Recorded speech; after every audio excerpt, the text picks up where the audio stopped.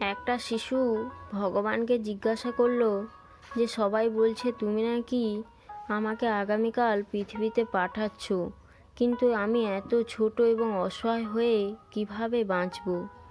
ভগবান বললেন, তোমার দেবদূত তোমার জন্য অপেক্ষা করছে এবং তোমার যত্ন নেবে। তখন শিশুটি আবার জিজ্ঞাসা করলো, তবে আমাকে বলুন, এখানে স্বর্গে এত খুশি আছি, সারাক্ষণ গান হাসি কত আনন্দ, কিন্তু ওখানে?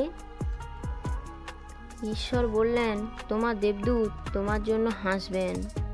বাচ্চাটি বলল, কিন্তু ভাষা না জানলে সবাই আমার সাথে কথা বলবে কিভাবে, আর আমিও বা কিভাবে কথা বলবো? ঈশ্বর বললেন, তোমার দেবদূত তোমাকে রক্তের বিনিময়ে খাওয়াবে। বাচ্চাটি বলছে, আমার দেবদূত কারা তো বলুন? তোমার বাবা মা। রাধে রাধে।